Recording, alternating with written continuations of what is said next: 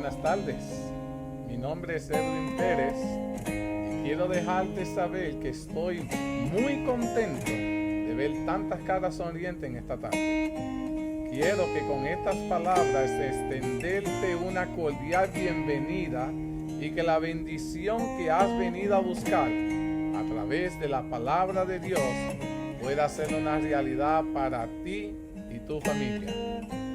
Si esta es la primera vez que te conectas, quiero ser el primero en extenderte una cálida bienvenida para ti y dejarte saber que es un placer tenerte en medio nuestro. Me gustaría que tomaras un tiempito, mi querido hermano, y nos dejes tu nombre, de dónde eres, si tienes una petición por la cual te gustaría que oráramos en esta tarde. Esa información nos ayudará a conocerte un poco mejor y saber cómo podemos servirte y orar por ti. Dicho estas palabras, quiero que en este preciso momento preparemos nuestros corazones para el próximo segmento. Que el Señor me los bendiga grandemente a cada uno de ustedes. Feliz sábado, mis queridos hermanos. Estamos muy gustosos de estar conectados aquí desde Tampa para darle un estudio más. Antes de comenzar, vamos a tener una palabra de oración y quiero tomar este momento para añadir a nuestra lista de peticiones. Nos han escrito desde Colombia. Un hermano nuestro se llama Jorge Eliezer Parra y él desea que nosotros oremos por su hijo Pablo Andrés. No sé la razón por la cual Pablo en este momento necesita oraciones, pero sí sabemos que si intercedemos, Dios sí conoce las necesidades y Dios puede obrar con Pablo para que pueda desde este preciso momento sentir que Dios está obrando con lo que él necesita. También deseo que pongamos en oración. Tengo una hermana de la iglesia, se llama Celeste, está pidiendo oración por Frank. Ella tuvo una pérdida de un familiar con cáncer y ahora tiene otro familiar que también ha sido diagnosticado con cáncer. Y no es fácil por lo que están pasando. Y vamos a estar orando por Frank, por Pablo Andrés. Quiero que oremos por nuestros hermanos en la fe, que a veces sentimos que he tenido hermanos que no saben si permanecer en la iglesia porque no siente que hay una coinonía, hay alguna conexión entre los hermanos. Y a veces pensamos que es mejor abandonar el barco y quiero que oremos por esos hermanos para que el Señor pueda hacerle entender que en los momentos que estamos viviendo, estar fuera del barco, corremos peligro. Aunque no sintamos conexiones con los hermanos, tenemos que aprender a conectarnos con el Señor, porque en el Señor es donde podemos ser salvos. También quiero que oremos por todas esas personas que están pasando por momentos difíciles, que han perdido algún ser querido, a un padre, a una madre, a un hijo, que están pasando por momentos difíciles, personas que están pasando por momentos de separación, que han perdido una pareja, a un esposo, a una esposa. Estamos pasando por muchos momentos difíciles, muchos hermanos, y muchas veces pueden estar al lado nuestro y no lo sabemos. Y yo quiero que oremos por ellos, por nuestros trabajos, por los grupos pequeños que se están formando. Quiero que oremos por todos los que somos padres para que el Señor nos ayude más en este tiempo, más que nunca, saber dirigir a nuestros hijos para el reino de los cielos. Quiero que oremos por nuestros hijos para que muchas veces nosotros no podemos estar con ellos las 24 horas del día, pero nuestro Dios sí puede estar con ellos. Y en nuestra ausencia, que el Señor pueda ayudarlos a ellos a tomar decisiones sabias para su vida y las decisiones que puedan tomar las puedan acercarlos para el reino de los cielos. Estamos viviendo en momentos difíciles cuando más necesitamos depender de Dios y quiero poner todas estas oraciones que han sido enviadas por los diferentes medios que estamos comunicando nuestro mensaje. Y la semana pasada solo habíamos 3 conectados y de alguna manera yo decía, wow, ok, somos un grupito, pero 400 y pico personas han visto el mensaje, han comentado, han pedido oraciones y de alguna manera el Señor ha permitido que nuestros estudios puedan ser relevantes para la vida de muchas personas y vamos a continuar orando por cada una de sus peticiones y pedir que sea Dios el que dirija cada uno de nuestros temas para que no sea de nuestro agrado, sino que puedan ser de forma tal que nos puedan nutrir y ayudarnos a preparar para los tiempos que estamos viviendo y los que han de venir. Eso es lo que le vamos a estar pidiendo al Señor. So, les voy a pedir a cada uno de ustedes que están ahí en sus hogares que inclinemos nuestros rostros para que tengamos esta oración especial y así podamos comenzar con nuestro tema de hoy. Oremos. Querido Padre, cuán agradecido estoy por nos dado el privilegio de que aunque no conozcamos a muchas de las personas que se han estado conectando, han estado recibiendo nuestro material, están siendo bendecidos por tu palabra.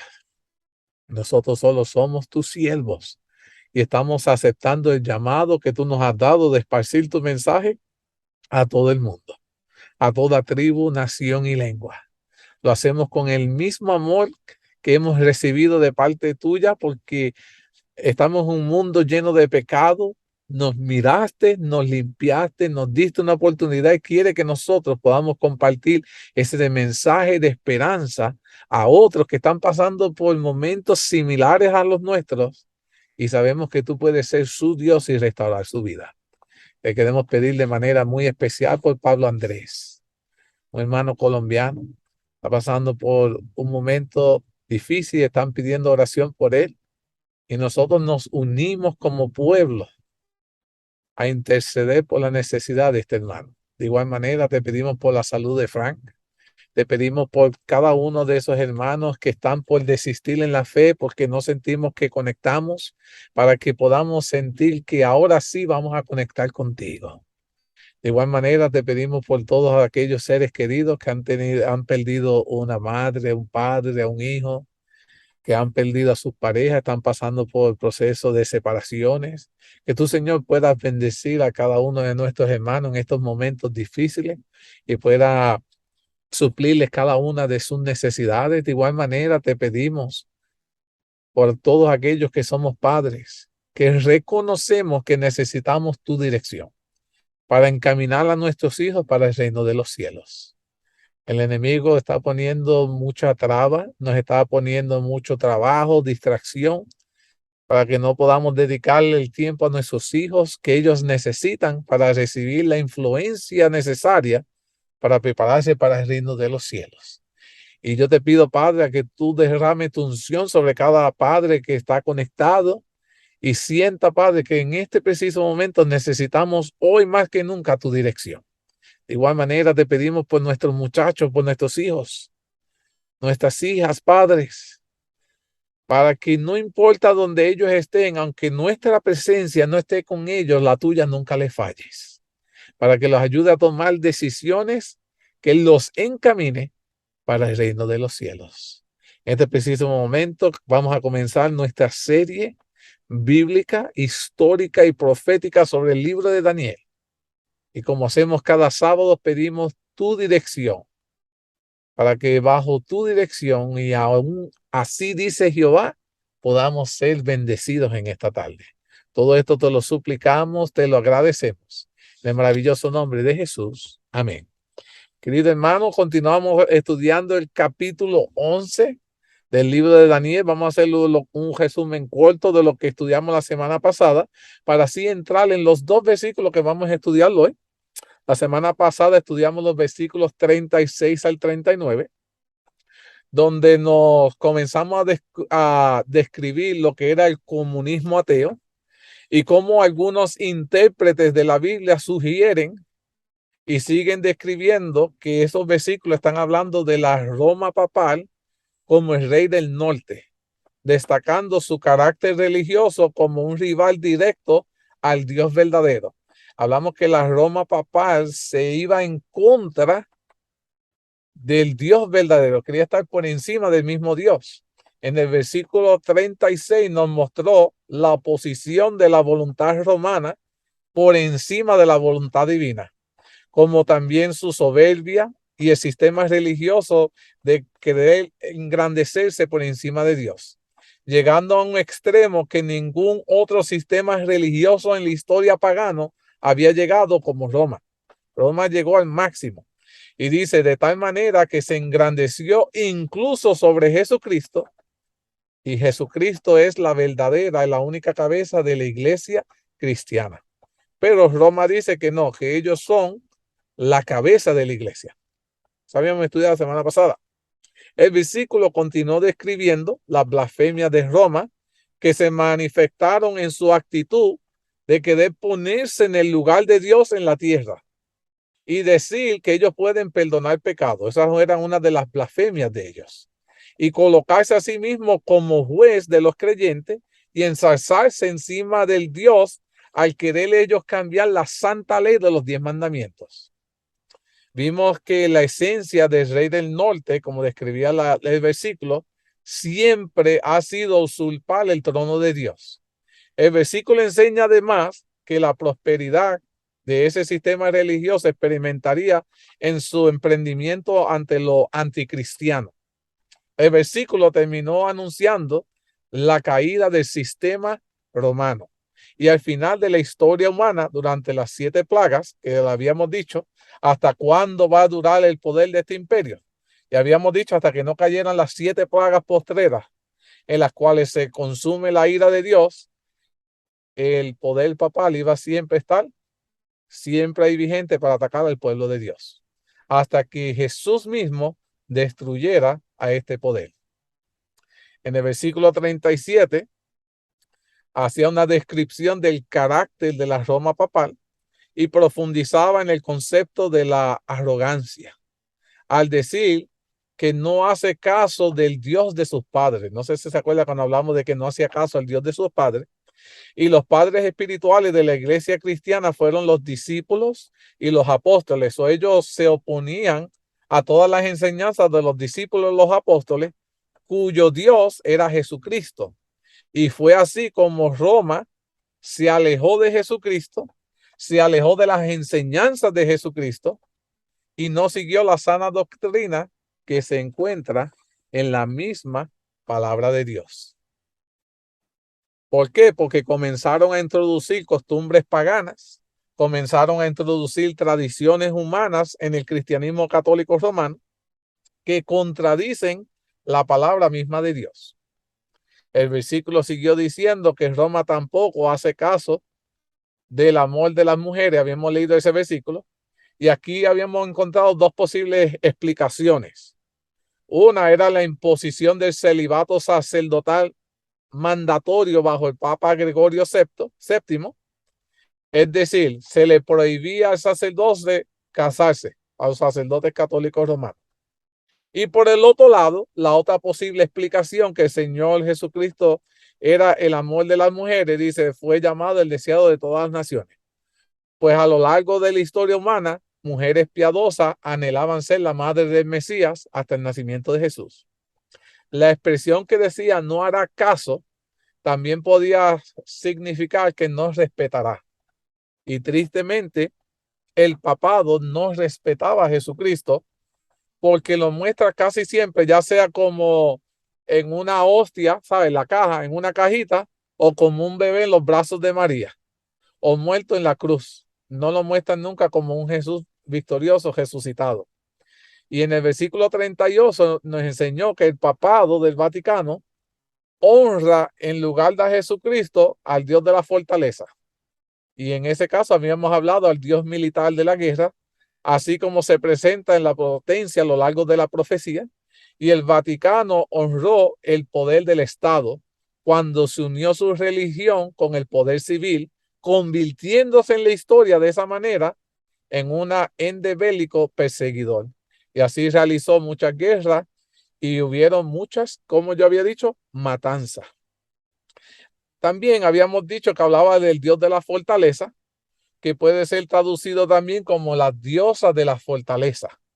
Y ese nuevo Dios que sería honrado con oro, plata, con piedras preciosas y con cosas de gran precio de joya, puede ser tranquilamente la bienaventurada Virgen María, habíamos dicho.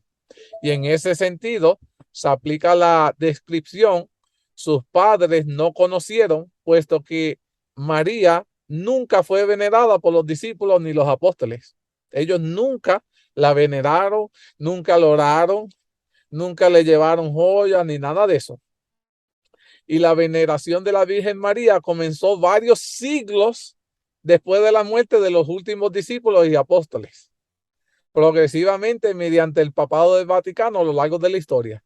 María fue la que recibió tristemente la devoción católica, un lugar más prominente que su divino Hijo Jesús y Dios el Padre. María comenzó a tener más oraciones. Yo les dije que por cada 10 oraciones que se le dedicaba a María, una era para Jesús. Y María comenzó a tener más auge que el mismo Jesús y Dios el Padre y el Hijo. Y el versículo 39 nos sigue hablando acerca de los dioses ajenos, de la fortaleza que puede ser y el poder político y sus ejércitos sometidos a la autoridad papal o la Virgen María o ambos. En el centro del versículo nos enseña que Roma colmará de honores a los que le reconozcan, y el papado confiere condecoraciones pontificias a todos aquellos que aceptan a Roma como la iglesia sede que está por encima de todo, y se le daban esos títulos. Y ahí nos habíamos quedado. Ahora, yo quiero hacer un hincapié antes de que comencemos en el versículo de hoy. Es que en todos los temas anteriores hemos analizado parcialmente una serie de conceptos que son importantes que tú y yo necesitamos entender sobre Roma. El autor principal del libro de la verdad de Daniel 11. Daniel 11 solo se está enfocando, mis queridos hermanos, en todo lo que ha sido el movimiento de Roma en sus distintas fases. Vemos que la profecía describe sus 3 fases históricas de manera cronológica. Del versículo 14 al 29, hemos estudiado su primera fase como la Roma pagana imperial. Del versículo 30 al 39, donde nos quedamos la semana pasada, estamos estudiando la segunda fase como la Roma cristiana papal. Y en su tercera parte, de que vamos a comenzar a estudiar hoy, de versículo 40 hasta el 45, vamos a estudiar lo que es la tercera fase como la Roma cristiana papal. Vemos además que existen 2 patrones que se repiten en los 3 escenarios, que la profecía repite cada vez estas 3 fases. Y yo quiero que presten atención porque se va a volver a repetir. El primer patrón es el siguiente: cada vez la profecía describe primero la manera como Roma llega a controlar el mundo, venciendo cada vez a 3 territorios. Siempre domina a 3 territorios que están al control. Luego viene cada vez la descripción de cómo Roma, el quebrantador del pueblo, trata abusivamente al pueblo de Dios durante su soberanía una vez está sentado en el trono del mundo. Siempre van a ver que en cada fase dominaron 3 regiones. Después que dominan las 3 regiones, te describe cómo el pueblo de Dios se ve afectado cuando ellos toman el poder. Y estas 3 fases se han repetido constantemente y para el tiempo del fin se repetirá. Y yo necesito que ustedes se recuerden cómo han pasado estas 3 fases, cada vez los 3 imperios, y se darán cuenta que en el tiempo del fin, cuántas de estas 3 ya Roma ha conquistado y cuántas le faltan. Para que te dé una idea de cuán cerca estamos del tiempo del fin. Va a ser esto interesante, pero yo necesito que ustedes se recuerden de estos eventos para que entonces puedan darse cuenta de lo que les quiero enseñar. Ahora, hay un segundo patrón.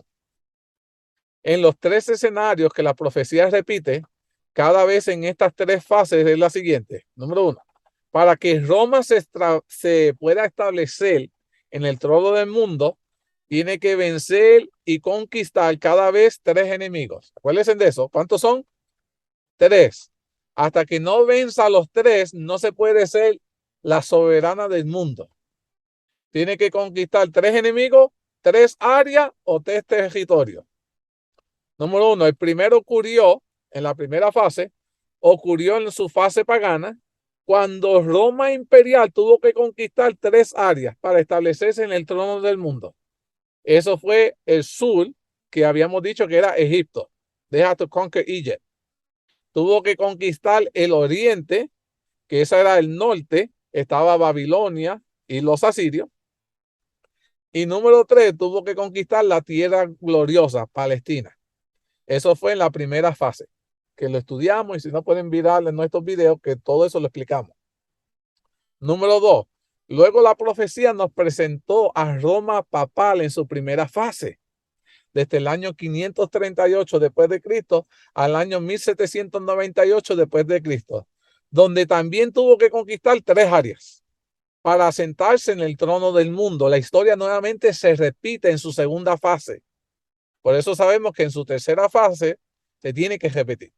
Y dice, fueron las 3 tribus arianas, los 3 cuernos que arrancó, siendo los vándalos, los herdos y los ostrólogos. ¿Se acuerdan que hablamos de ellos? ¿Fueron cuántos? 3 que se eliminaron. Pues estos se oponían a la soberanía papal. Ellos no creían en el papa y se oponieron.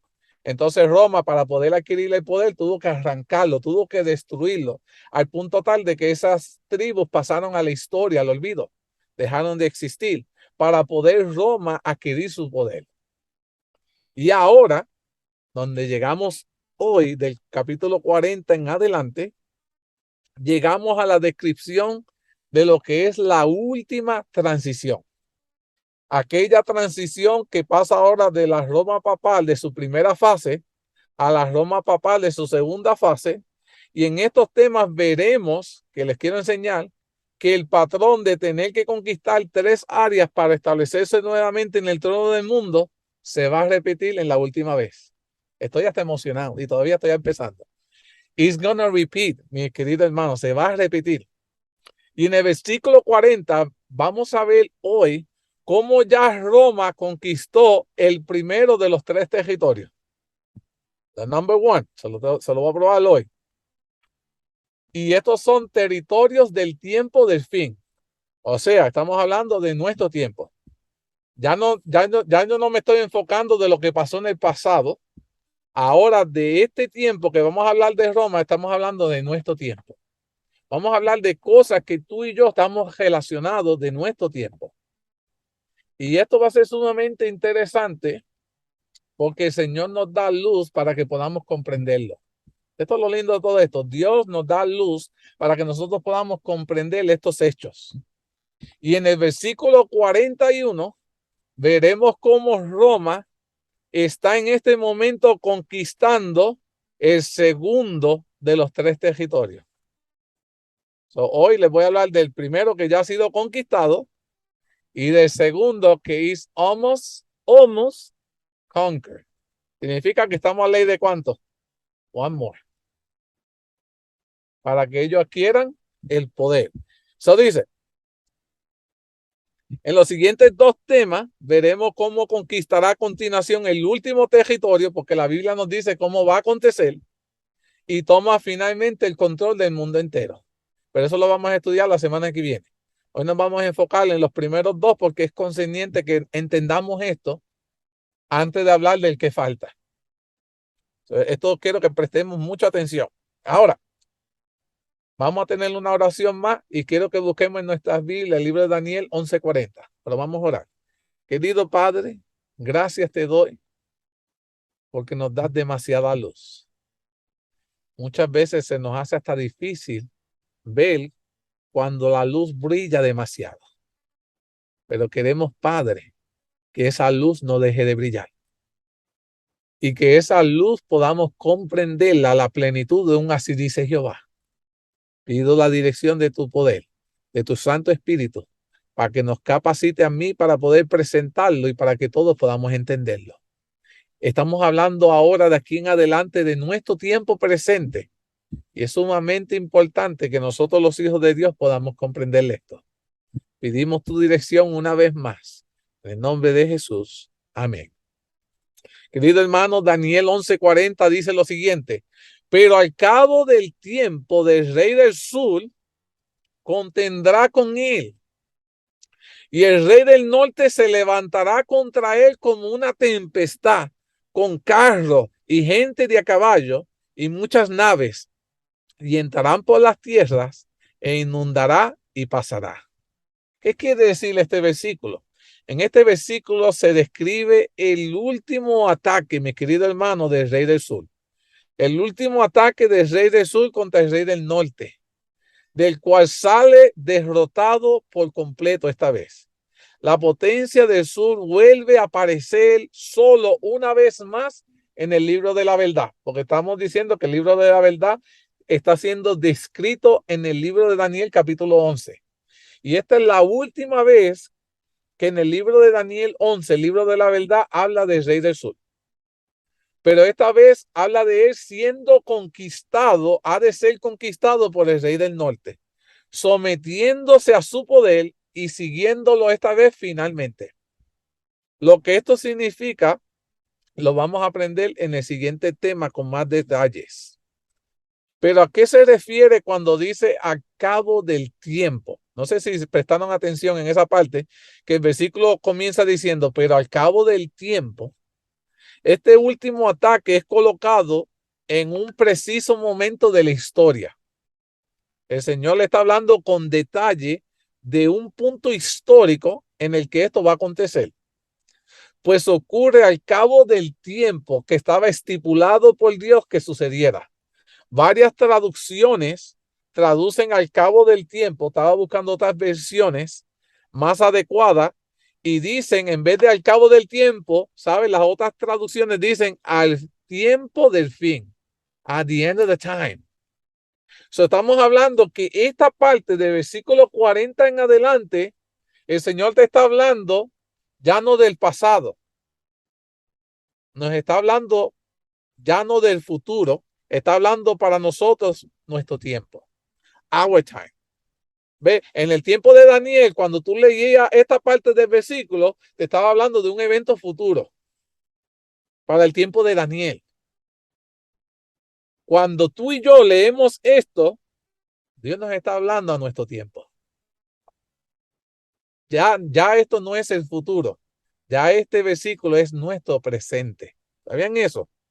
Esto es cuán cerca estamos de la venida de Dios, que ya no podemos leer esto como algo futurístico. Dios nos está hablando de esto, de nuestro tiempo presente hoy.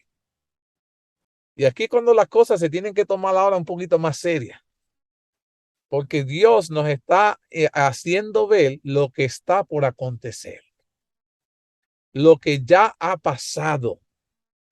Prestemos atención. La King James Bible, the English Revised Version, también todas usan al tiempo del fin. All of them usa este versículo, dice para el tiempo del fin. Ahora, ¿a qué se está refiriendo? ¿A qué ataque del rey del sur contra el rey del norte para el tiempo del fin? Ya conocemos del ataque del sur, del norte, del pasado. We already went over, ya fuimos sobre todo ese marco histórico, ya lo sabemos. Pero ¿a qué se estaba refiriendo de este último ataque del tiempo de fin que iba a ser para nuestro tiempo? ¿Cuándo comenzó la fecha del tiempo de fin que quedó registrada para nosotros de comenzar ese conteo?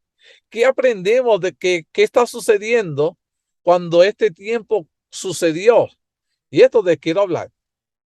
Como ya hemos estudiado en este seminario, el tiempo de fin mencionado en Daniel 12, versículos 4 y 7, cuando estemos estudiando Daniel 12, vamos a profundizar más en esto, solo hoy por modo de que tengo que señalarlo.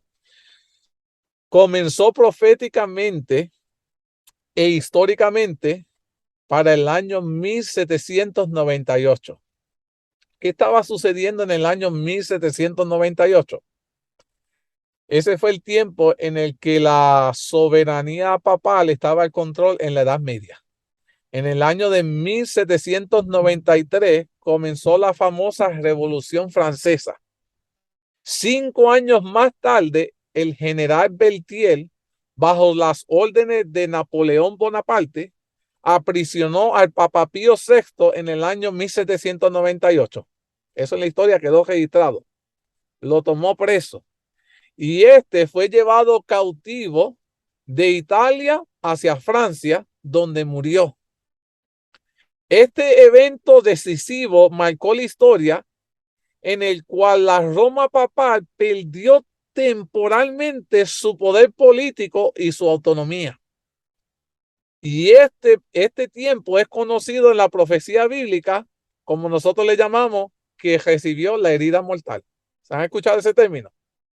La herida mortal se refiere a este evento cuando Napoleón, por aparte, en el proceso de la Revolución Francesa, capturó al Papa Pío VI y le dio muerte. Y ahí fue cuando el imperio poder romano papal perdió su poder. Y ahí se llama que recibió la herida mortal. Pero la palabra de Dios dijo también que la herida mortal iba a ¿qué? It was gonna what? It was gonna heal, ¿verdad? Se iba a sanar. La Biblia de Dios dijo eso. Va a recibir una herida mortal, pero se iba a sanar. Y que toda la tierra, dice, después que se sane, toda la tierra se maravillaría al observar su recuperación y su retorno al poder militar. Eso lo vamos a estudiar cuando estemos estudiando Apocalipsis capítulo 13. Que toda la tierra se iba a maravillar en pos de la bestia cuando su herida mortal se sanara. Ahora, el rey del sur del tiempo del fin tenemos que definirlo. Porque en el tiempo que estudiamos en el pasado, cuando hablamos del rey del sur, estamos hablando en la antigüedad que era Egipto. ¿Se acuerdan? El rey del sur era Egipto. Ahora, ¿qué tiene que ver el rey del sur, Egipto, con nuestro tiempo hoy? ¿Verdad? Porque estamos hablando que el rey del sur va a dar un último ataque, pero es de nuestro tiempo. ¿Será que Egipto se volverá a levantar y atacará? ¿Será eso lo que quiere decir? Me hice esa pregunta. Y miren lo que conseguí, mis queridos hermanos. Nosotros ya sabemos que en la antigüedad el rey del sur era Egipto, aquella potencia que estaba geográficamente al sur de la tierra de Canaán, donde vivió el pueblo hebreo de Dios, el pueblo hebreo. Pero ahora, en el tiempo del fin, Egipto ya no es literal, sino llegó a ser un símbolo para una fuerza espiritual. Ahora eso es un de estos simbólicos, no literal. O una filosofía mundial con las características del Egipto antiguo. Tal como en el tiempo de fin, el pueblo de Dios ya no es el pueblo judío literal. Acuérdense que habíamos hablado de eso, que para el tiempo de fin ya no es el pueblo judío literal, sino el Israel espiritual de Dios. Que en ese pueblo caemos tú y yo, en el Israel espiritual, conformados por judíos y gentiles que hemos aceptado a Jesucristo como nuestro Mesías. Alabado sea Dios. Todos los judíos y gentiles que hemos aceptado a Jesús como el Mesías, caemos dentro del Israel espiritual de Dios para el tiempo del fin. Y ese Israel espiritual de Dios tampoco ya está limitado geográficamente a un territorio, sino que se encuentra en todo el mundo. Ahora Sebi está allá por Connecticut, yo estoy acá en la Florida, Pito Edwin y Kelsey está en Puerto Rico, y cada uno de nosotros componemos, porque hemos aceptado a Jesucristo como el Mesías, componemos ser parte del Israel espiritual, que ya no está centrado geográficamente en un lugar, sino que está en todo el mundo. Alabado sea Dios, porque la salvación de Jesús nos ha cubierto a todos los que lo hemos aceptado, sin importar el lugar, el género o el color de la piel, nada de eso, si eres hombre o mujer, porque Dios quiere salvarnos a todos los que lo aceptemos a Él. Qué maravilloso ese mensaje, ¿verdad? Ahora, por lo tanto, tal como el rey del norte se convirtió en el papado y no es ya un rey territorial en el sentido literal del capítulo 11, lo presenta al principio. Así el rey del sur también es una entidad espiritual aquí en los últimos versículos del capítulo. Ya de aquí para adelante, cuando hablamos del rey del norte, el rey del sur, ya no estamos hablando de una región, sino que estamos hablando de lo que simboliza lo que ellos eran antes, lo que simbolizan hoy como entidad y movimiento. Y todo eso lo vamos a aclarar. Ahora, si bien en el siglo XXI el papado posee un pequeño territorio y se llama la Ciudad del Vaticano, eso no ha cambiado. Esa se quedó, ellos tienen un lugar, un terreno. Pero su principal influencia es espiritual a nivel mundial. Aunque ellos tienen un territorio, su influencia es espiritual y es a nivel mundial. Que la Iglesia Católica está everywhere. Eso no podemos descartarle eso. Ahora, Egipto siempre era una potencia que reemplazó la fe en el verdadero Dios por la fe en la humanidad y su poder, como lo ilustra el siguiente texto. Cuando ustedes leen el libro de Isaías, capítulo 31, versículos 1 y 3, dice lo siguiente. Isaías 31, verse 1 and verse 3, dice lo siguiente. Ay de los descendientes, ay de los que descienden a Egipto por ayuda. Dice, hay un problema con los que van a Egipto a pedir ayuda. Y confían en caballos y su esperanza ponen en carros porque son muchos y en jinetes porque son valientes y no miran al Santo de Israel ni buscan al Señor. Aquí el Señor está molestando a los que confían en el ejército de Egipto y no en Dios, porque se ven que son muchos, porque se ve que tienen poder. Y dice, los egipcios hombres son y no Dios. Y sus caballos carne y no espíritu. De manera que al extender el Señor su mano, caerá el ayudador y caerá el ayudado. Y todos ellos desfallecerán a una. A los que hemos decidido poner nuestra esperanza en el hombre, seremos destruidos. Caeremos. Tanto al que pidiste la ayuda como el que se supone que fuera ayudado serán destruidos. Porque nuestra fe debe estar puesta en Jehová. Jehová así lo ha dicho. Ha sido un versículo maravilloso que nos hace recordar a ti y a mí, mis queridos hermanos, dónde debe estar puesta nuestra confianza para el tiempo de fin. Y que quede claro que nuevamente Edwin Pérez recalca que el tiempo de fin es ahora. Y nuestra confianza no para la semana que viene, el año que viene, no, desde hoy debe estar cimentada en Jesucristo.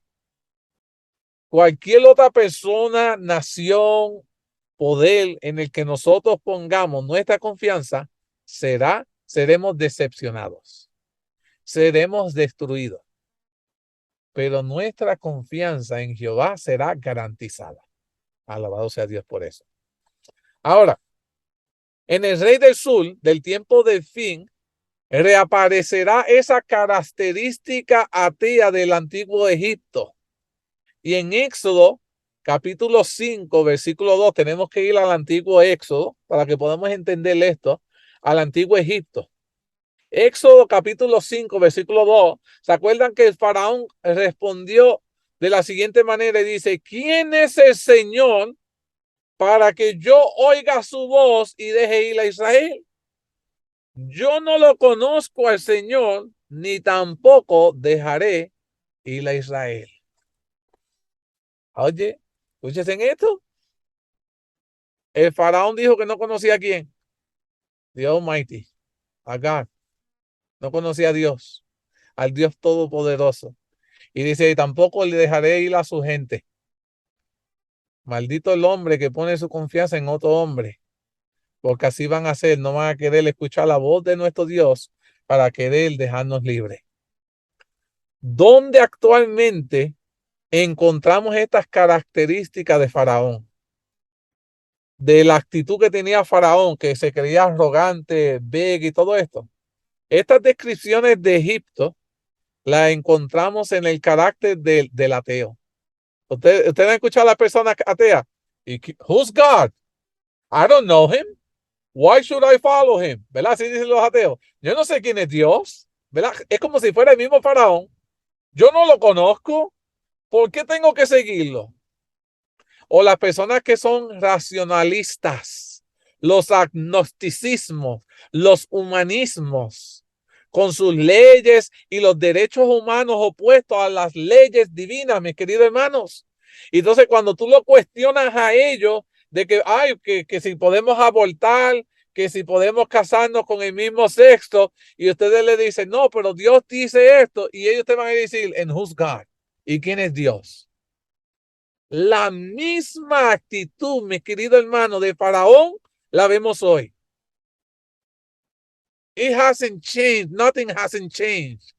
Nada ha cambiado desde el tiempo de Faraón a hoy. Lo único que ahora, en vez de llamarnos Faraón, nos llamamos ateos, racionalismo, los humanistas, los agnósticos. Y tratamos de pelear por nuestras leyes, nuestros derechos humanos. Y lo que estamos es contradiciendo lo que Dios ha establecido para que pueda haber paz y armonía en este mundo. La gran pregunta que debiéramos hacernos es, ¿quién era la potencia denominada Rey del Sur que se levantó en el tiempo de fin para contender contra el Rey del Norte, el papado, según el versículo de lo que estamos estudiando? Porque ya estamos viendo que el Egipto es literal, pero el Rey del Norte es el papado. Entonces, ¿quién va a hacer este movimiento que se va a querer levantar para hacer el último ataque contra el papado, que tienen las mismas características que tenía el faraón? Interesante este punto. Aquí donde ahora se pone esto bueno, ¿verdad? Solo puede hacer aquella potencia que infligió, mi querido hermano, la herida mortal.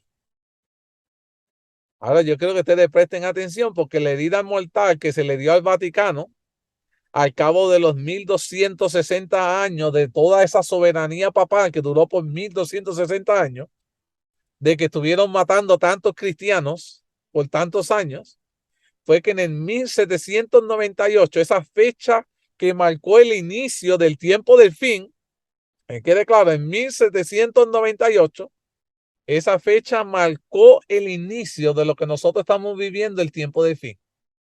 Esa potencia fue la Revolución Francesa, la bestia del abismo se le conocía, la única potencia que fue relacionada simbólicamente con Egipto en la secuencia de los reinos o de las bestias que nos presenta las profecías de Daniel Apocalipsis. Yo quiero que ustedes se recuerden de este pasaje que yo lo había leído anteriormente, pero vamos a ir nuevamente.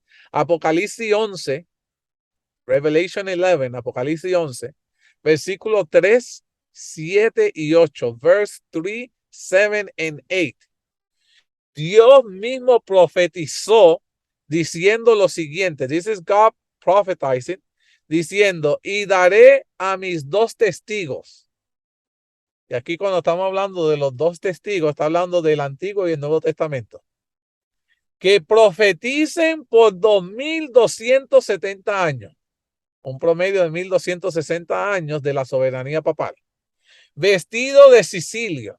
Cuando hayan acabado su testimonio, que fue para el año 1798, la bestia que sube del abismo, y estamos hablando que la bestia que sube del abismo era la Revolución Francesa, hará guerra contra ellos y los vencerá y los matará.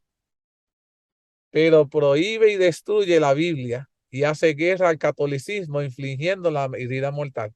Había el problema de la Revolución Francesa, y el poder francés fue que prohibió y destruyó la Biblia y hizo guerra contra el catolicismo y le dio la herida mortal. Y sus cadáveres estarán en la plaza de la gran ciudad, que en sentido espiritual se llama Sodoma y Egipto, donde también nuestro Señor fue crucificado. Eso está en Apocalipsis 11, 3, 7 al 8. Cuando estemos estudiando Apocalipsis, vamos a profundizar eso. Pero ya Dios estaba hablando de esta potencia que le iba a dar candela y le iba a dar muerte al papado, pero que iba a tener un problema, Y era que también quería eliminar, ¿qué cosa? La palabra de Dios. Prohibió la Biblia, el estudio de la palabra de Dios. El versículo nos confirma aquí bien claro, mi querido hermano, en la declaración que ahora, en el tiempo de fin, Egipto es utilizado en un sentido espiritual, es decir, simbólico, y que ya no se puede interpretar literalmente en este versículo. Y hay que saber que tal como el Egipto, también Sodoma estaba geográficamente al sur de Palestina, reforzando el concepto de que era el rey del sur como la potencia atea, que era Egipto, y silenciosa Sodoma. Ahora, quiero hacer otro detalle cuando la Biblia habla de la bestia del abismo, que acabamos de leer. ¿Cómo es definido abismo en las Sagradas Escrituras? Cuando la Biblia habla de ese término abismo, busqué en qué parte de la Biblia se menciona esa palabra.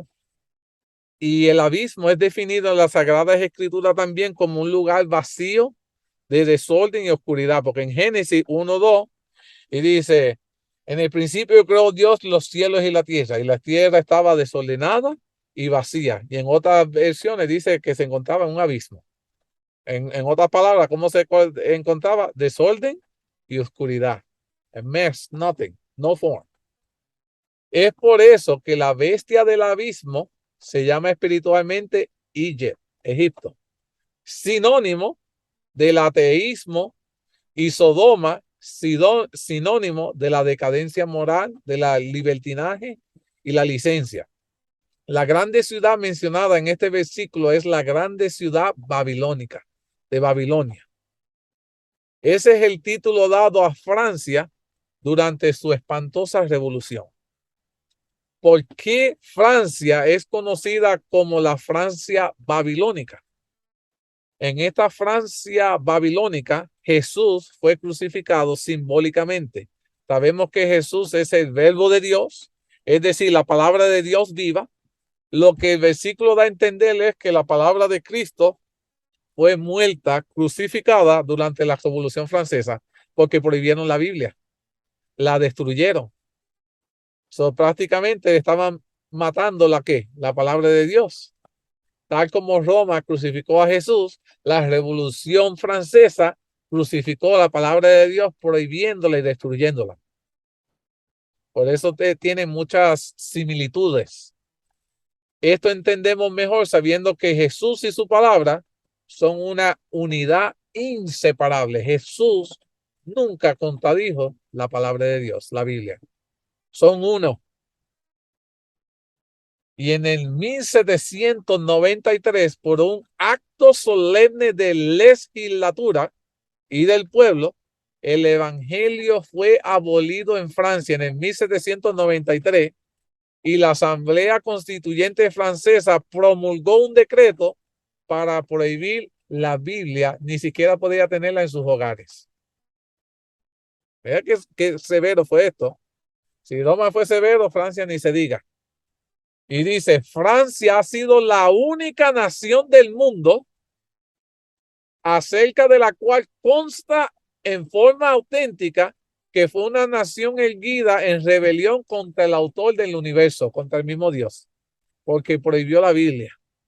Y dice, muchos blasfemos, muchos infieles hay y seguirán habiéndolos en Inglaterra. Hasta el día de hoy muchas personas no quieren saber de la Biblia en esos lugares, ni siquiera en Alemania y en España y en otras partes. Pero dice, pero Francia es la única nación en la historia del mundo que por decreto, por ley de su asamblea legislativa, declaró que no hay Dios. By law, there's no such thing as a God, they pusieron. Cosa que regocijó a todos los habitantes de la capital y entre una gran mayoría de otros pueblos cantaron y bailaron hombres y mujeres al aceptar que eso era cierto. Hicieron una fiesta cuando se firmó eso en el 1870. Y el rey del sur, que en el tiempo de fin contendía al rey del norte, la Roma papal, era la Revolución Francesa atea, que ahora se oponía al sistema papal, pero que venía peor. Ahora, ¿qué surgió después de la Revolución Francesa? que vino después de esto, y todo esto es reciente. Luego, con el pasar del tiempo, la Revolución Francesa pasó la corona a su heredero directo, la Revolución Rusa, y es por eso que lo que nosotros llamamos hoy el comunismo. Nació el comunismo marxista, es el sucesor histórico descendiente directo de la Revolución Francesa. Karl Marx, padre del socialismo científico del comunismo moderno, dijo en el 1844, escuchen lo que él dijo en el 1844, que fue cuando el juicio investigador comenzó. Jesús pasa del lugar santo al lugar santísimo, comienza a surgir también el comunismo en el mismo año. Y mira lo que él dice: la religión es el opio del pueblo. Respecto al catolicismo, al protestantismo apóstata y las religiones paganas tenían bastante razón. Fue así que, abusando de su poder temporal e inspirado por el odio hacia la religión, el comunismo comenzó a perseguir a los católicos y los demás religiosos en los territorios que llegaron a estar bajo su control. Como el poder religioso abusó cuando se unió al poder del Estado, surgió el comunismo y dijo: no queremos cuenta con la religión. Y ahora el comunismo quería eliminar todas estas áreas donde la religión alguna vez tuvo poder. Y así fue que el fruto y el resultado de la Revolución Francesa creó el comunismo. Y con ella se surgió lo que nosotros llamamos la Unión Soviética, que siguió siendo el archienemigo de la Roma papal y del Rey del Sur. Tras la Segunda Guerra Mundial, se levantó el famoso muro de Berlín. No sé si se acuerdan del muro de Berlín, dividiendo el mundo en el comunismo del Oriente y el capitalismo del Occidente. Y esa división fue también conocida como la cortina de hierro, el inicio de lo que sucedió la Guerra Fría entre los Estados Unidos, protestante y capitalista, contra la Unión Soviética atea y el comunismo. Y de ahí fue que vino Estados Unidos y le declaró la guerra aquí en Rusia. La segunda parte del versículo, vamos a leer el versículo 40, habla del rey del norte, dice: pero al cabo del tiempo del rey del sur contendrá con él, y el rey del norte se levantará contra él como una tempestad, con carros y gente de caballo y muchas naves, y entrará por la tierra, inundará y pasará. ¿Cuándo fue que la Roma papal se levantó contra la potencia atea y comunista de la Unión Soviética? Dice que la venganza por el reino arrebatado vino 19 décadas después. La Guerra Fría duró hasta el año 1989. Yo nací en el 82. 7 años yo tenía cuando duró esta guerra. Y ese año histórico cayó el muro de Berlín 2 años después, en el año 1991. Todo esto es reciente. Se desintegró la potencia atea de la Unión Soviética. Ya la Unión Soviética no existe. Y dice: ¿quién hizo caer el bloque comunista tras la cortina de hierro y con ella la Unión Soviética? Presten atención, dicen: fueron el Vaticano de Roma y los Estados Unidos de América, que se unieron en santa alianza. ¿Quiénes? Estados Unidos de América con el Vaticano de Roma, en una santa alianza contra el enemigo común, que eran los comunistas de la Unión Soviética. They joined para poder vencerlo. Y dice: ocurre que el Vaticano hizo el trabajo espiritual y filosófico, y los Estados Unidos vinieron con su ayuda, con la potestad de su fuerza militar y económica. El Estado usó su trabajo espiritual, filosófico, y Estados Unidos usó su fuerza militar y económica para poder destruir al comunismo. Y en el año 1997 salió un artículo en la prestigiosa revista de las noticias que aparecieron semanal en la Newsweek, con el título El hombre del milenio, The Millennium Man. ¿De quién se trataba este hombre y por qué recibió ese inmenso honor? De eso te quiero hablar hoy. Por más de 18 años, de su pontificado, Juan Pablo II, un hombre querido del Papa a nivel mundial, tuvo el mando del escenario mundial, viajó más lejos y con más frecuencia que cualquier otra cabeza del Estado. That man, yes, he did it. Porque este Papa era el primero de Polonia, figuró prominentemente de la disolución del comunismo en el este de Europa. Dice, fue el Vaticano mediante su famoso Papa Juan Pablo II quien jugó un rol principal en la caída de la Unión Soviética comunista. Aquí vemos el nivel de la sanidad de su herida mortal, cómo se sanó su herida mortal, porque ahora tiene poder, que ya alcanzó el Vaticano en la década de los años 80 para poder influenciar prominentemente en la caída de la potencia mundial que fue la Unión Soviética. He bring it down, compuesta por más de decenas de países comunistas y socialistas. En la misma revista semanal de la Newsweek en español, en el 2 de octubre de 1996, otro artículo salió. Lo titularon Una alianza no tan santa. Una alianza nada holy, no tan santa. Y dice, leemos en la siguiente frase, dice, Bernstein escribió en la revista Time, en ella el periodista sugirió que existía una santa alianza, a Holy Alliance, según el cual el Vaticano y el gobierno del expresidente estadounidense Ronald Reagan habían conspirado para ayudar el movimiento de solidaridad de Polonia y acelerar la caída del comunismo a finales de la década de los años 80.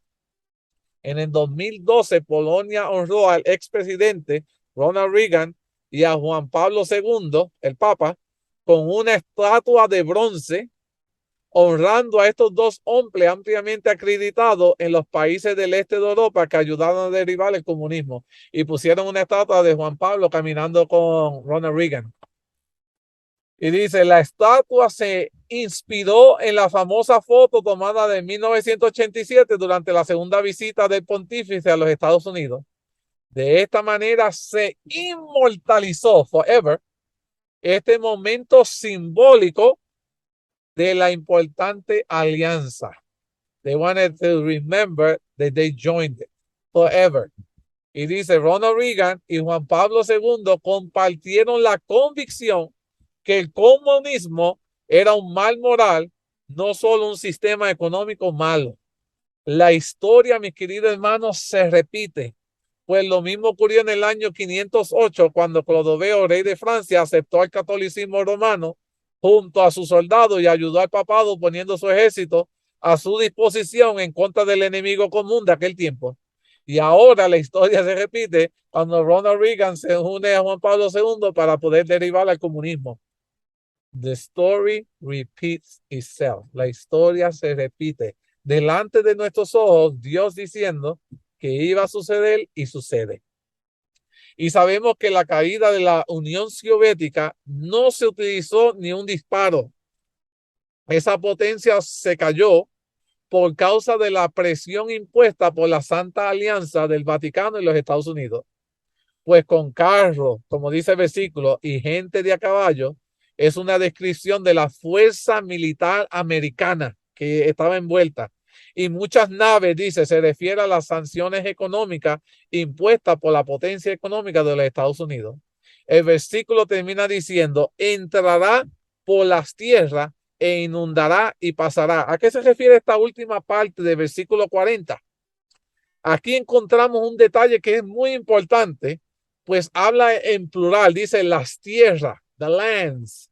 Recuerda que la Unión Soviética consistía de 15 naciones que habían abrazado el comunismo ruso. Una vez que se colapsó la Unión Soviética, esta fue inundada con la influencia, el estilo de vida, la religión cristiana americana y la católica romana. En este anexo encontrará las citas con las configuraciones y dice, el primer territorio ya fue conquistado por Roma. Eso ocurrió ya hace más de 25 años atrás. ¿Qué les dije? They conquer one, pero tiene que conquistar how many? 3 para poderse ser nación poderosa. Ahora, En el siguiente versículo veremos su conquista del segundo territorio.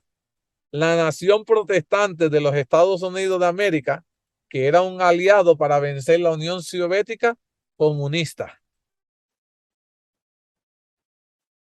Vamos a hablar ahora de la segunda. Dice, el comunismo, yo le voy a hacer una pregunta, ¿el comunismo estará vigente o se terminará para siempre? Para el tiempo de fin, ¿el comunismo seguirá existiendo o dejará de ser? Me hice esa pregunta, quise ver las estadísticas que hay, se han hecho estadísticas, y dice que en el mundo actual el ateísmo y el comunismo han perdido importancia e influencia en el mundo y están en vía de extinción, como confirman los siguientes artículos. Dice, un reciente estudio reveló que los ateos, los agnósticos y otras personas que se consideran no afiliados con ninguna religión, algunos se encuentran en franca extinción. Para el año 2050 representarán una pequeña fracción de declive de la población mundial. Y yo, en resumen de todo este versículo, te está diciendo que esta gente actualmente ocupan el 16.4% a nivel mundial de los ateos y los comunistas. Y que para el 2050 se esperan que ellos estén en un 10, un 12%. La gente para el tiempo de fin, yo estaba leyendo este artículo, they say they are amazed, ellos están sorprendidos porque la fe cristiana va a coger un auge mayor, se espera. Significativamente la gente van a estar comenzando a creer en Dios al punto tal que van a tratar de esforzar sus creencias.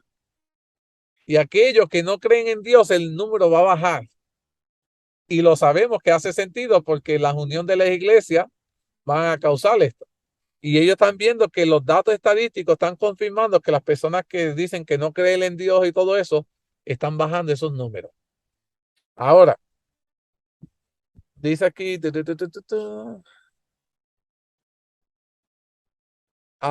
dice, el Papa Francisco rompe el hierro entre Estados Unidos y Cuba desde que lo eligieron hace poco más para el año 2014. El Papa Francisco ha sido protagonista de cambios en la humanidad y dice, marcó un nuevo hito. Estados Unidos y Cuba recomienzan sus relaciones después de 53 años de separación gracias a la intervención de Juan Pablo. Y dice, hoy nos da otra lección. El Papa Francisco literalmente logró romper el hierro que por más de 5 décadas, 50 años, se formó entre los Estados Unidos y los cubanos. El mundo vive una nueva época que podrá decir es el verdadero fin de la Guerra Fría. Fue el pontícipe argentino quien decidió llamar a la cordura y pedir cordialmente a las naciones que dieran un paso al frente y mostraran la orbe, la forma moderna de hacer política, un capitalismo y otro socialista. Según informó la Casa Blanca, el Papa Francisco mandó una carta considerada extraordinaria para Barack Obama, como a Raúl Castro, le mandaron una a cada una de ellos, en la que le pedían a ambos terminar con sus frías relaciones. Tras esa primera comunicación, los dos presidentes vieron una oportunidad real y fue así como inició las reuniones secretas en el Vaticano, las cuales hoy acaban con un hecho histórico. Estados Unidos y Cuba reanudarán sus relaciones diplomáticas después de esa conversación, empezando por la apertura de la embajada de Alabama. De acuerdo con las declaraciones de un alto funcionario cercano a Obama en los medios norteamericanos, la discusión habrá comenzado luego de que el sumo pontífice presionara a los mandatorios para que buscaran una relación más cercana. ¿Qué estaba buscando esta relación? Why he need them to join. Velate esto. Dice, el gobierno del Vaticano fue el único que estuvo presente en las reuniones. Not all the country. Era el Vaticano, Fidel Castro, en Barack Obama. Y participó activamente durante las negociaciones. ¿Quién dictaba esas negociaciones? El Vaticano. La idea de comenzar con el diálogo acerca del presidente Obama surgió durante una visita a su santidad en marzo that year, en el cual Francisco parece que le hizo un llamado de atención para dejar atrás las tensas relaciones, que no han aportado nada a ninguno de los dos países. Cuba había sido uno de los temas que más discutió Obama durante su reunión con el Papa.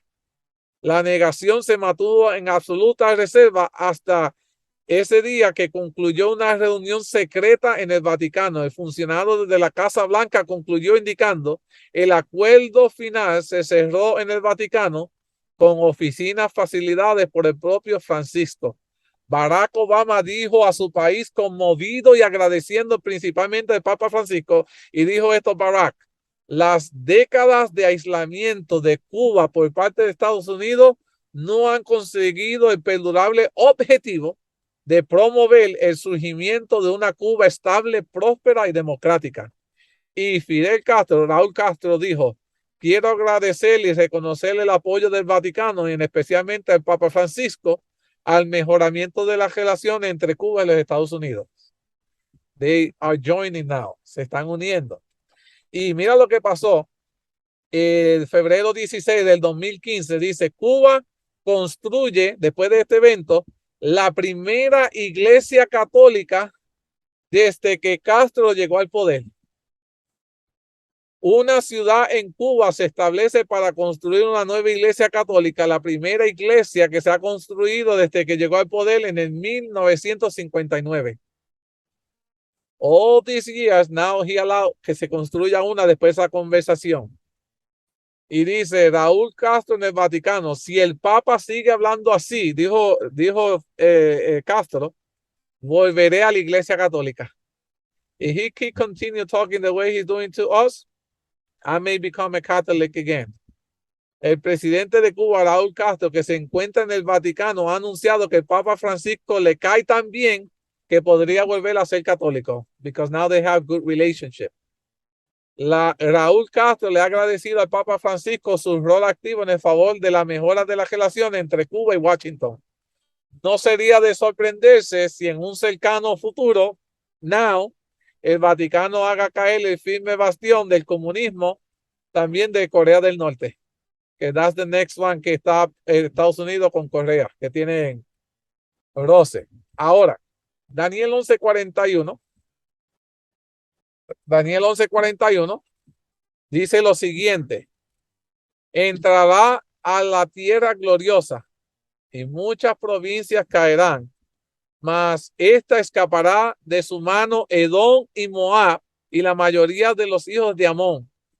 Querido hermano, cuando yo leí esto, yo decía, pero ¿por qué Dios está mencionando a todas estas, a Edom, a Moab y la mayoría de los hijos de Amón? ¿Qué tiene que ver esto del pasado con lo que va a acontecer en el tiempo del fin?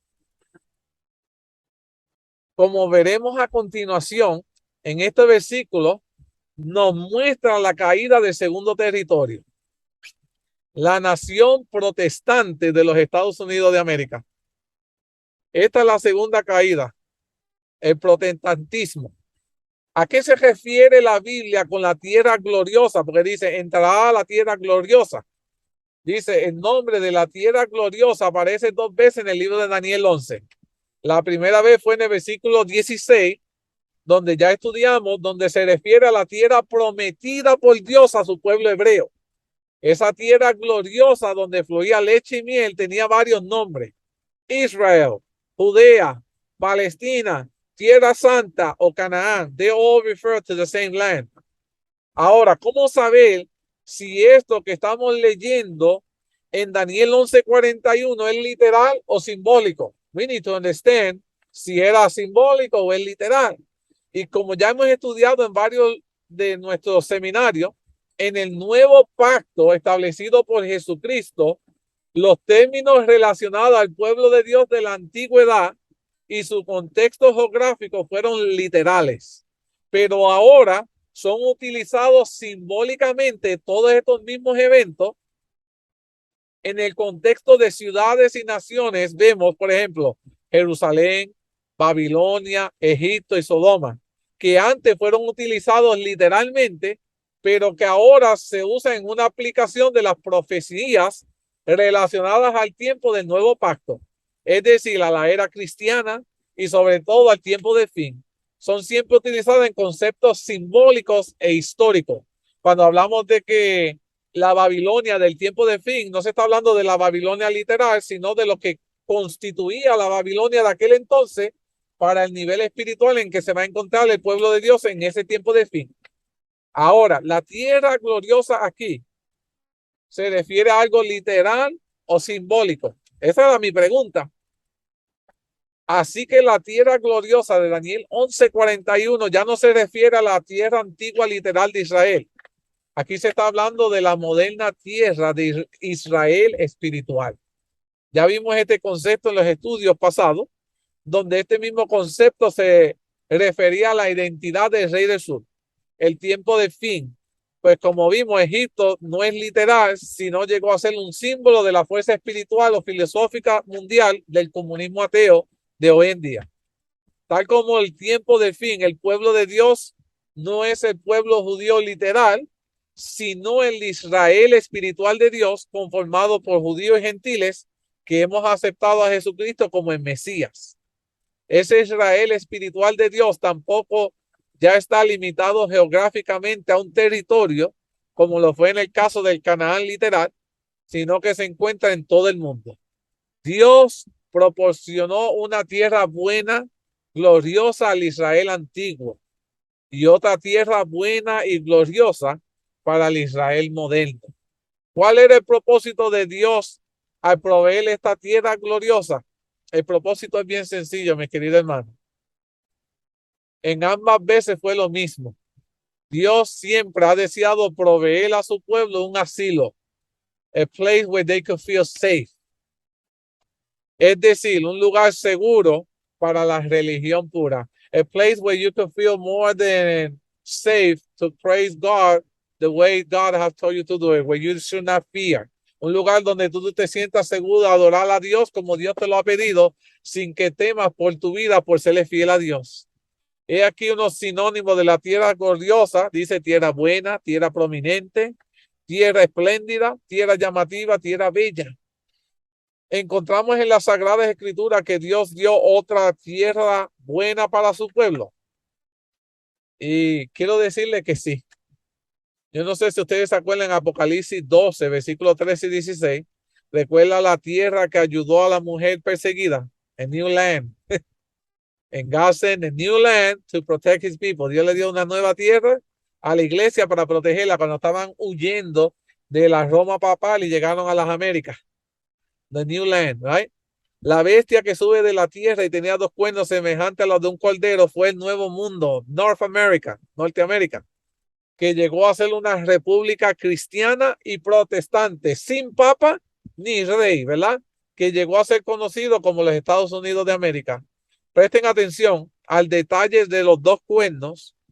No tenía corona ni diademas, como los otros cuernos proféticos que los tenían representando monarquía y reinos totalitarios. Dios bendijo esta nación inicialmente y esta nación de los Estados Unidos llegó a ser el asilo para su pueblo. Where we should feel safe and protected, porque aquí no se te obliga a seguir una religión. Ahora, los Estados Unidos son una tierra para vivir el famoso sueño americano, the people call it that way, para incontables personas de todo el mundo, de los más diversos trasfondos culturales, para poder alcanzar bajo igualdad de oportunidad y libertad sus objetivos en la vida, únicamente con el esfuerzo y la determinación, sin restricciones impuestas por motivo de raza, clase, religión, etc. That's the United States. Y es por eso que esta nación en la que tú y yo vivimos hoy fue comparada inicialmente con un cordero, símbolo de Jesús, ¿right? El cordero simboliza a Jesús. Pues los cristianos perseguidos encontraron en esa religión libertad, encontraron refugio para poder adorar a Dios según los dictados de la Sagrada Escritura y su conciencia. Es importante que tú y yo analicemos que el Israel perdió la gloria al rechazar al Cristo el glorioso, ¿verdad? When the real Jew people rejected Jesus Christ, perdió la gloria. Pero los Estados Unidos se formaron por los que aceptaron a Cristo.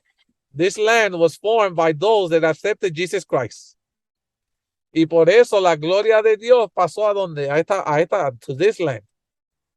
Recuerde que Cristo ha sido la gloria del templo. Cuando fue rechazado, la gloria abandonó el templo. Do you remember that in the Bible?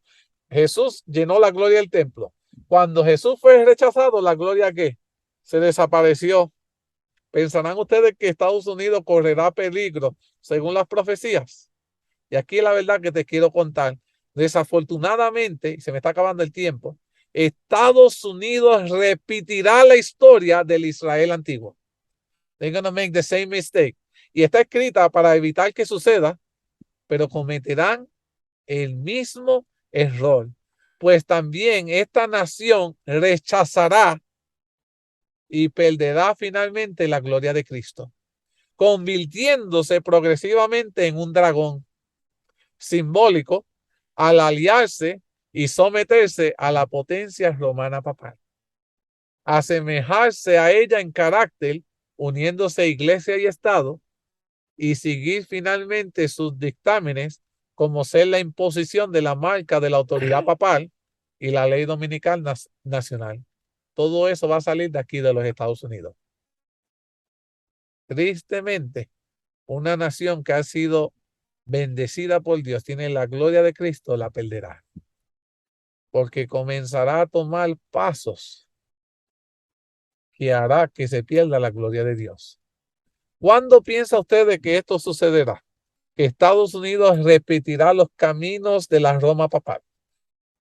Déjenme decirle que la Roma papal ya ha comenzado hace décadas en sus esfuerzos de entrar a los Estados Unidos y tomar control de la nación exprotestante. Estamos hoy en día observando a los Estados Unidos ya ha tomado simbólicamente la mano romana y están marchando en las huellas de la Roma papal, siguiendo cada vez más cerca sus pisadas. En Amós 3:3 dice, andarán dos juntos si no estuvieran de acuerdo. Can two people stay together and if they're not in agreement? El pasaje de Apocalipsis, capítulo 13, versículo del 11 al 18, es una descripción detallada de todo lo que yo le estoy hablando de Daniel 11:41. Cuando nosotros estudiemos el libro de Apocalipsis, si así ustedes lo desean y Dios nos lo permite, necesitamos recordar esta cronología.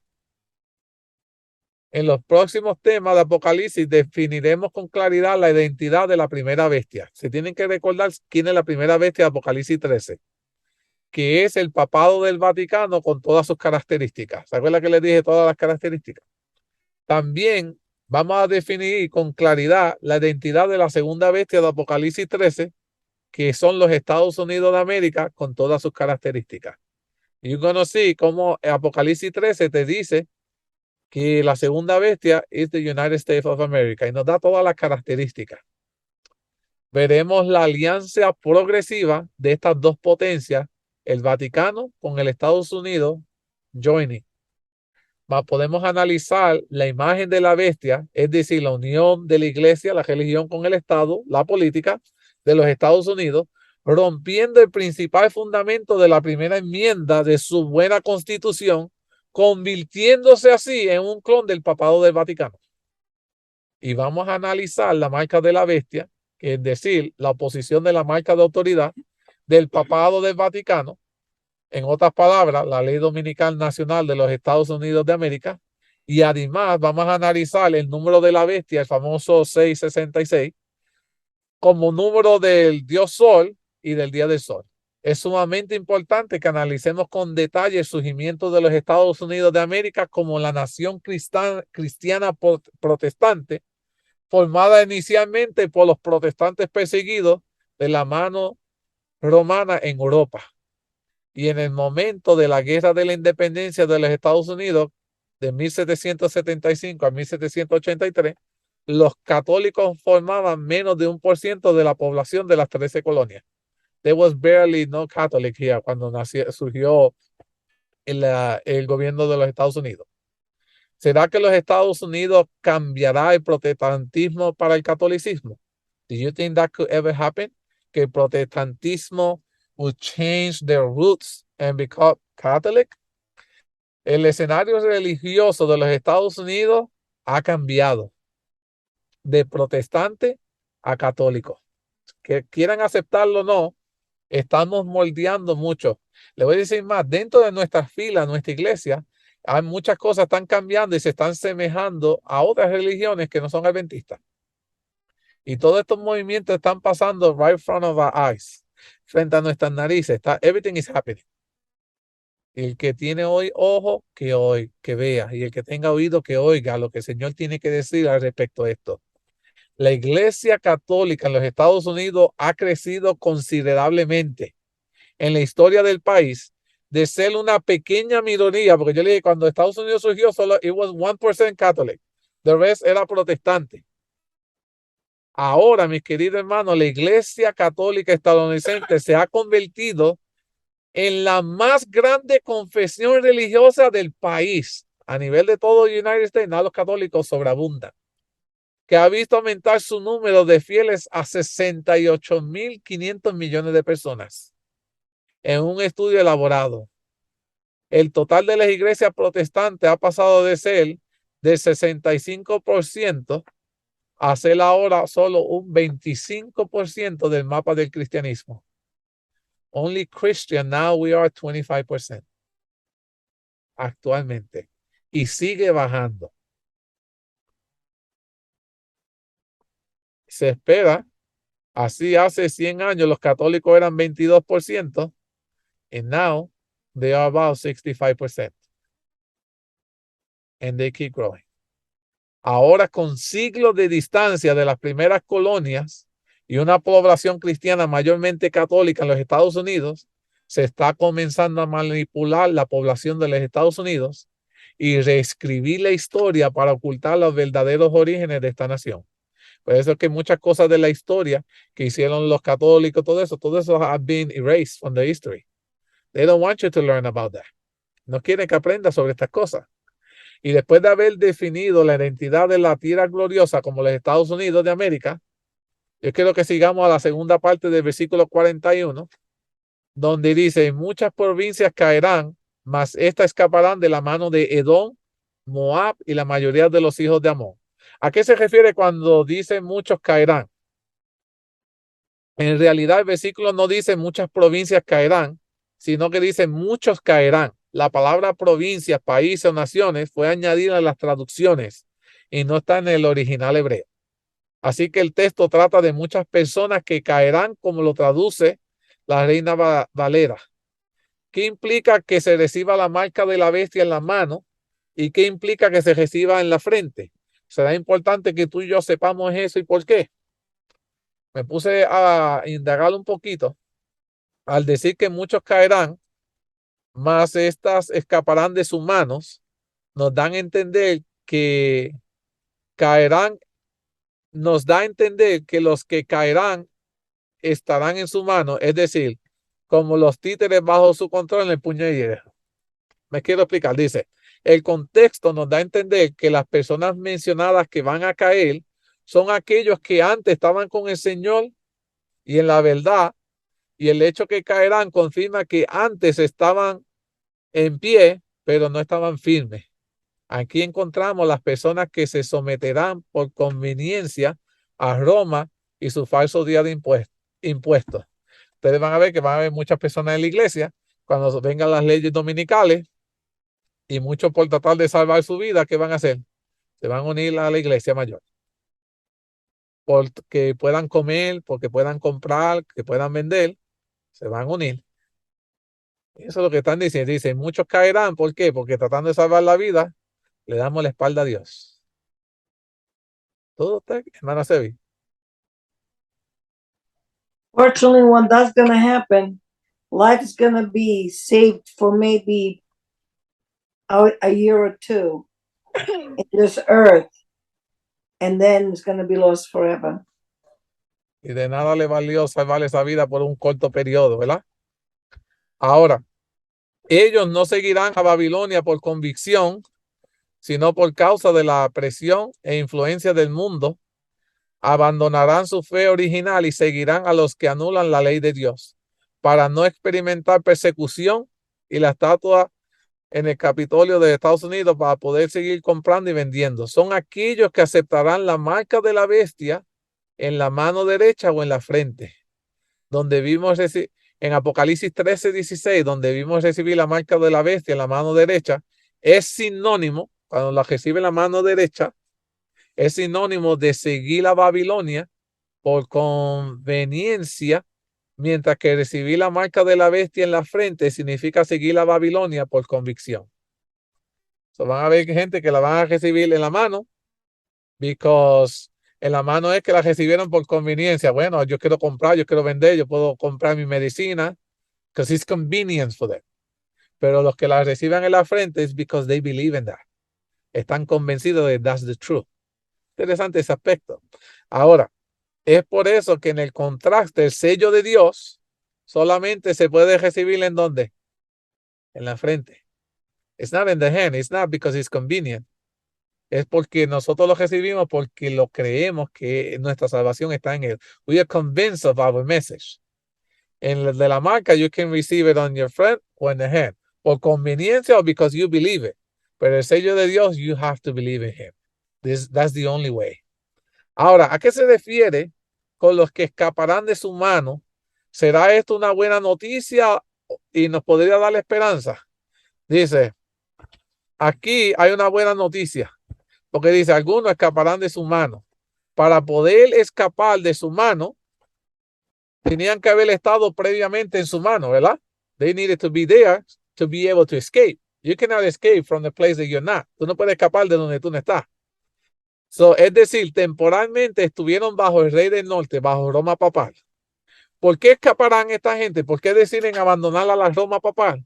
Porque se darán cuenta de los errores de esta iglesia, de los engaños de Babilonia, y abandonarán ese falso sistema.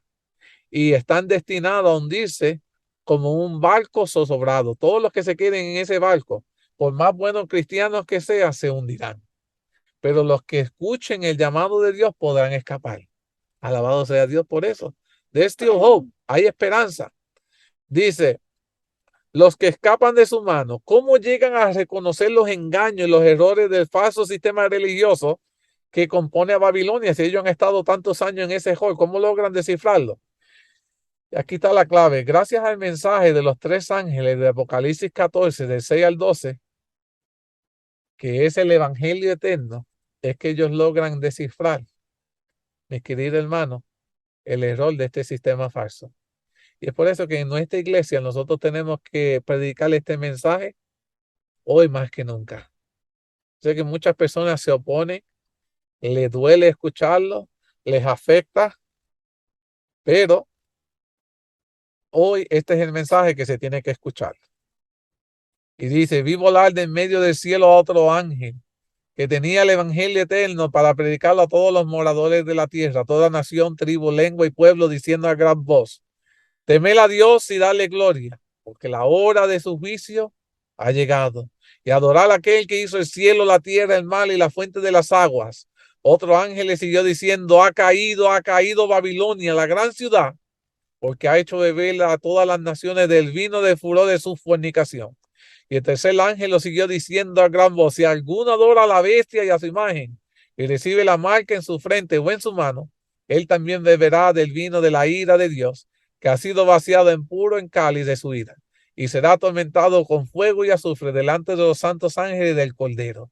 Y el humo de su tormento sube por los siglos de los siglos, y no tiene reposo de día ni de noche los que adoran a la bestia y a su imagen, ni nadie que reciba la marca de su nombre. Aquí está la paciencia de los santos, los que guardan los mandamientos de Dios y tienen la fe de Jesús. Más adelante vamos a estudiar con más profundidad el mensaje de los tres ángeles con detalle. Pero basta por el momento que tú y yo entendamos que habrá un poderoso llamado para el tiempo de fin. Un llamado de amor de parte de Dios mismo.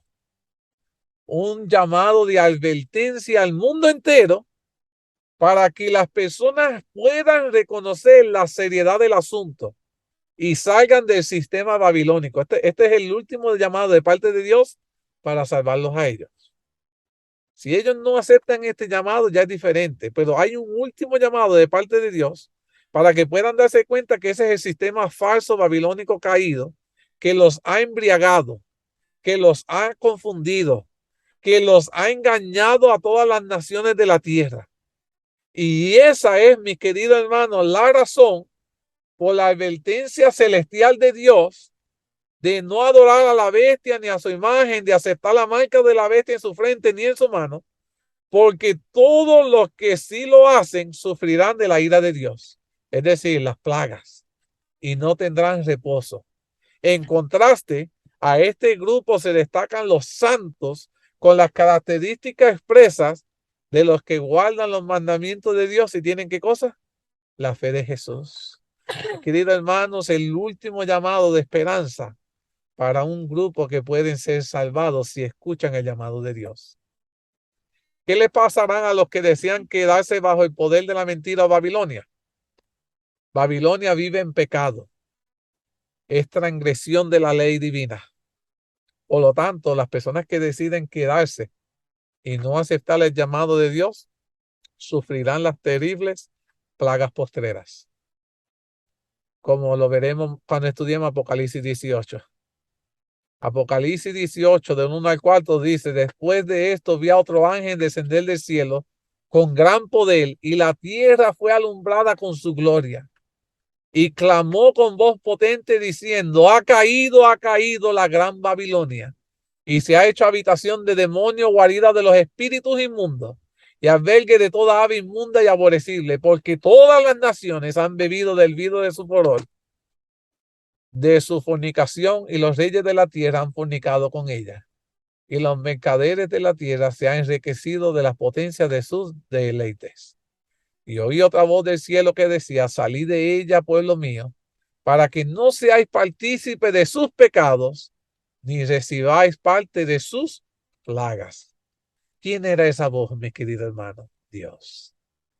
Cuando finalmente caigan las 7 postreras plagas, una vez que el pueblo de Dios ha abandonado ese sistema apóstata que vive en transgresión de la ley divina, estas se derramarán exclusivamente sobre los hombres que tenían la marca de la bestia y que adoraron a su imagen. Pero todavía hay un pueblo especial allí que Dios tiene que sacar. Y Dios no permitirá que estas plagas caigan sobre esa gente linda que Él ha dado su vida por salvarlo. Y Él mismo los llama para salvarlo. Cuando yo leo esto, yo solo veo esperanza. Un Dios que even at the end, aún al final, está haciendo lo posible por salvar hasta el último que pueda, que esté dispuesta a escuchar su llamado. Pero decía: Amón, Moab y Edom escaparán de su mano. ¿A qué se refería esto? Ya está listo para analizar. Ahora pueden ustedes estar listos para analizar y entender la parte final de este versículo. Mas escaparán de su mano: Edom, Moab y la mayoría de los hijos de Amón. ¿Quién era Amón? ¿Quién era Moab? ¿Quién era Edom históricamente? Amón era el fruto de la relación incestuosa de Lot con su hija menor. Moab fue el fruto de su relación incestuosa de Lot con la hija mayor. Y Edom era Esaú. ¿Quiénes llegaron a ser ellos? Sus descendientes llegaron a ser las tribus hermanas de Israel: los amonitas, los moabitas y los edonitas. Edom, Moab y Amón. Aunque parientes cercanos de Israel, eran históricamente enemigos, contrarios, opositores al pueblo de Dios. Siempre estaban en contra del pueblo de Dios. Su adoración falsa y su culto engañoso estaban en contra del culto verdadero y siempre constituían una trampa continua a los hijos de Dios. ¿Por qué Dios hace entonces una mención en este versículo para el tiempo de fin de esta gente? ¿Qué relación tenían? Y me di cuenta que en el tiempo de fin Dios utiliza nuevamente el contexto literal de la antigüedad para hacernos entender una verdad simbólica, espiritual del nuevo pacto, y sobre todo ahora en el contexto del tiempo de fin. Amón, Moab y Edom son los términos utilizados por Dios para describir a aquellos que van a escapar del rey del norte. Al escapar de su mano significa, como les dije, estaban en su mano. Es decir, ellos eran parte del sistema babilónico del fin. Estaban en la iglesia equivocada, en la mentira.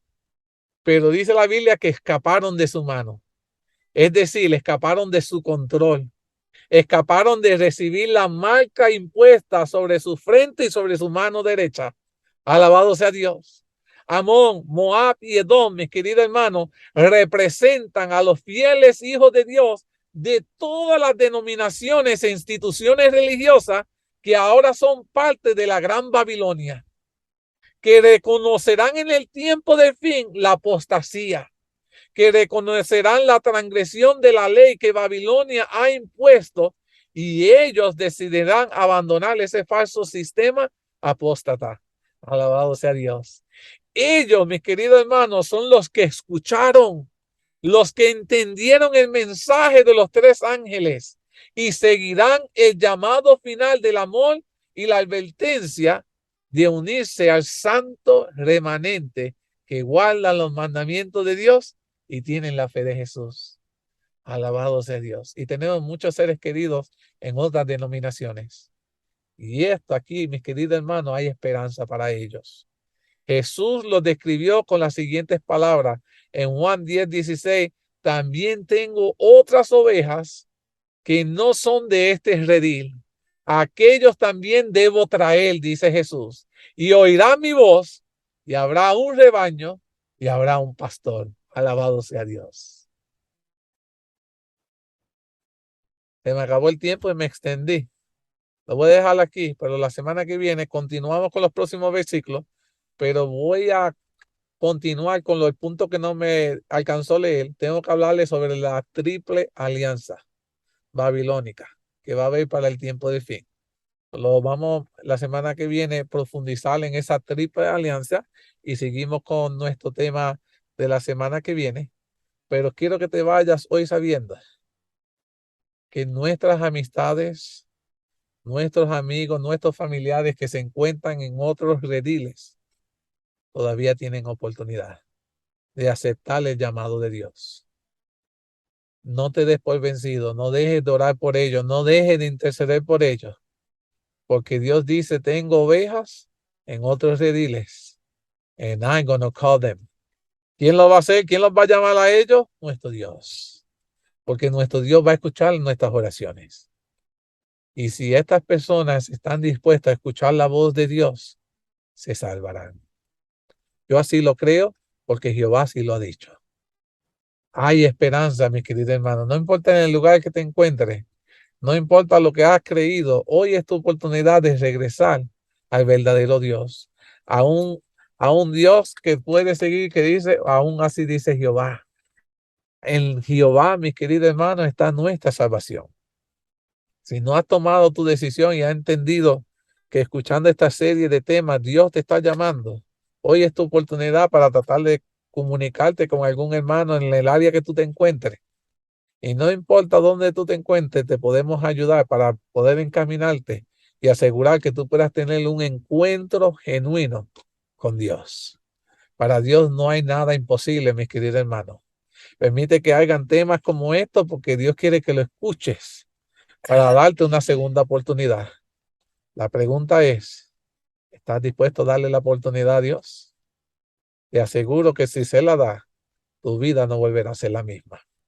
Te voy a invitar a que allí donde te encuentres, inclinemos nuestros rostros, vamos a orar y vamos a culminar este tema y estaré orando para que el Señor pueda permitirte conectar la semana que viene y podamos continuar estudiando lo que Jehová desea que nosotros sepamos para nuestro tiempo. Oremos. Querido Padre, cuán agradecido estoy porque nos has dado este privilegio de estudiar tu palabra. Sé que hemos cubierto muchos puntos y mi anhelo es que podamos entender que tu mayor propósito es que deseas salvarnos. No importa la religión que nos encontremos, tú tienes gente tuya en otros rediles. Pero al final tu palabra es clara. Tú los vas a llamar. Permite que ellos puedan tener su oído receptivo a ti. puedan aceptarte. Pero para ellos ser salvos, no solo tienen que escuchar tu voz, tienen que estar dispuestos a escucharla y obedecerla. Tu mandato va a ser, tienen que salir de la costumbre en la que estaban, de sus tradiciones, de las ideologías erróneas. Tú les vas a pedir que salgan y se unan a ese grupo pequeño remanente que guarda los mandamientos de Dios y tienen la fe de Jesús. Permite, Padre, que hoy cada uno de nosotros anhelemos ser parte de ese remanente. Un remanente que solo quiere buscarte, quiere amarte, quiere servirte y entiende que tu voluntad es la mejor. Bendice a cada hermano oyente, bendice cada una de las peticiones que pedimos al principio del programa. Sé tú con cada una de ellas. Bendice a cada hermano oyente de cada país que se está uniendo para escuchar estos temas, que puedan seguir sintiendo que están siendo bendecidos. Todo esto lo suplicamos, te lo agradecemos. En el nombre de Jesús. Amén. Que el Señor me los bendiga. Les espero ver la próxima semana.